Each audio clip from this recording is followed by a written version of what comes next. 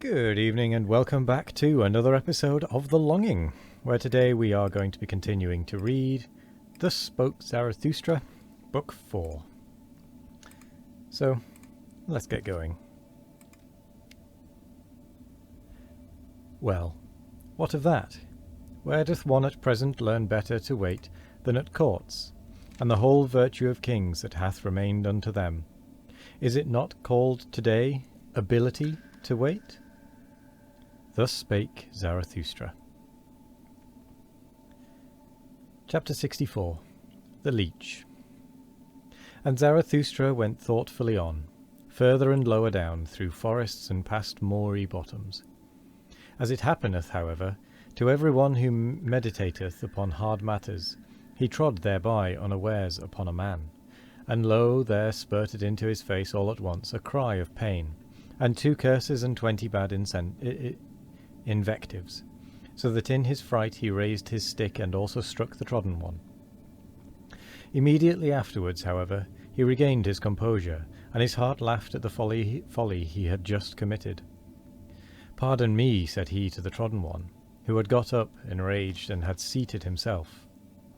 "Pardon me, and hear first of all a parable. As a wanderer who dreameth of remote things on a lonesome highway runneth unawares against a sleeping dog, a dog which lieth in the sun. As both of them then start up and snap at each other, like deadly enemies, those 2 beings mortally frightened, so did it happen unto us. And yet how little was lacking for them to caress each other, that dog and that lonesome one. Are they not both lonesome ones? Whoever thou art, said the trodden one, still enraged, thou treadest also too nigh me with thy parable, and not only with thy foot. Lo, am I then a dog? And thereupon the sitting one got up, and pulled his naked arm out of the swamp. For at first he had lain outstretched on the ground, hidden and indiscernible, like those who lie in wait for swamp game. But whatever art thou about? Called out Zarathustra in alarm, for he saw a deal of blood streaming over the naked arm. What hath hurt thee? Hath an evil beast bit thee, thou unfortunate one? The bleeding one laughed, still angry. What matter is it to thee? Said he, and was about to go on. Here am I, at home in my province. Let him question me whoever will. To a dolt, however, I shall hardly answer. Thou art mistaken, said Zarathustra sympathetically, and held him fast. Thou art mistaken.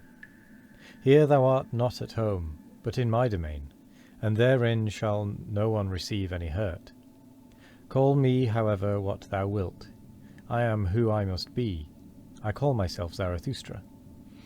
Well, up thither is the way to Zarathustra's cave. It is not far. Wilt thou not attend to thy wounds at my home? It hath gone badly with thee, thou unfortunate one, in this life. First a beast bit thee, and then a man trod upon thee. When, however, the trodden one had heard the name Zarathustra, he was transformed. What happeneth unto me? He exclaimed. Who preoccupieth me so much in this life as this one man, namely Zarathustra, and that one animal that liveth on blood, the leech?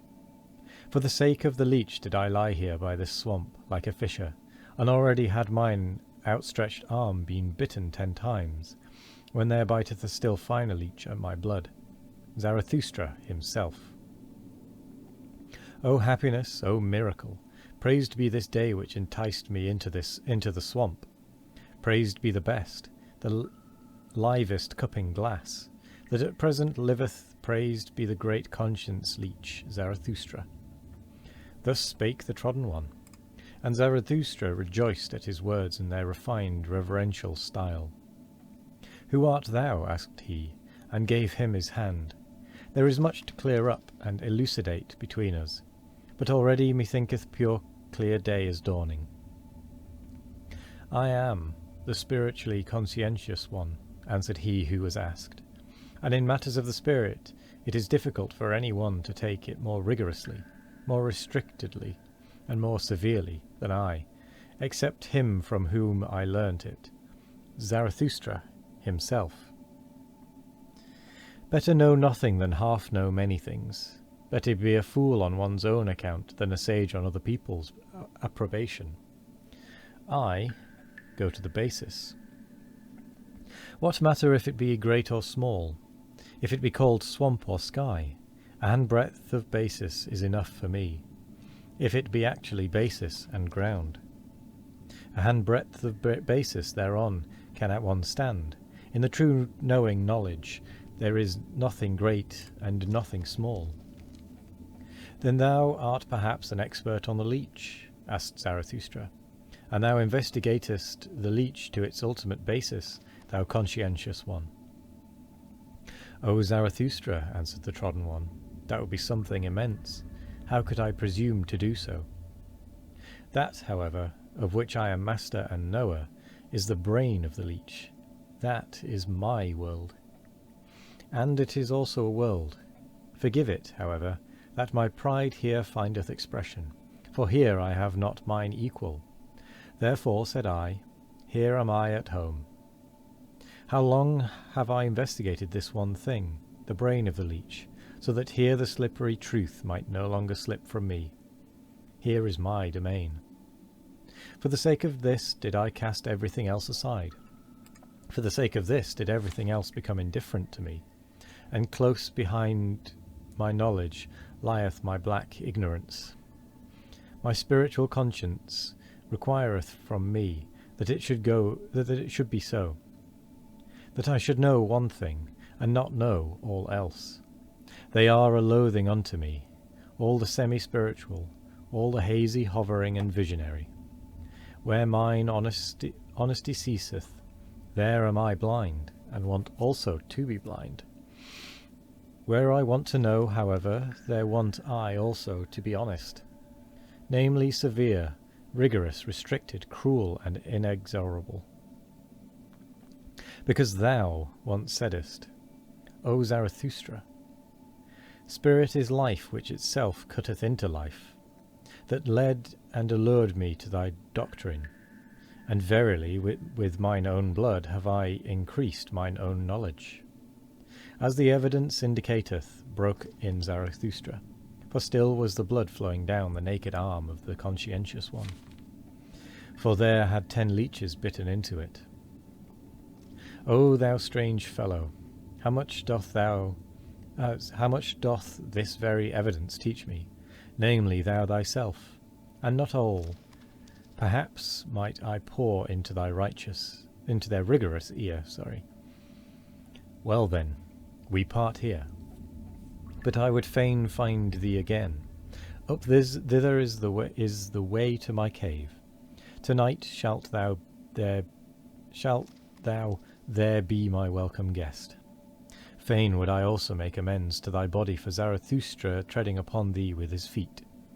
I think about that just now. However, a cry of distress calleth me hastily away from thee. Thus spake Zarathustra. Chapter 65. The Magician. 1. When, however, Zarathustra had gone round a rock, then saw he on the same path, not far below him, a man who threw his limbs about like a maniac, and at last tumbled to the ground on his belly. Halt, said then Zarathustra to his heart. He there must surely be the higher man, from him came that dreadful cry of distress. I will see if I can help him. When, however, he ran to the spot where the man lay on the ground, he found a trembling old man, with fixed eyes, and in spite of all Zarathustra's efforts to lift him and set him again on his feet, it was all in vain. The unfortunate one, also, did not seem to notice that someone was beside him. On the contrary, he continually looked around with moving gestures, like one forsaken and isolated from all the world. At last, however, after much trembling and convulsion, and curling himself up, he began to lament thus. And unfortunately, there ends the episode. So we'll have to find out what he lamented next time. So, thank you very much for joining me today. I hope you all have a wonderful morning, evening, afternoon or night, no matter what time of day it is. I hope you all have a wonderful one of it. And as always, we will be back tomorrow for more of The Longing.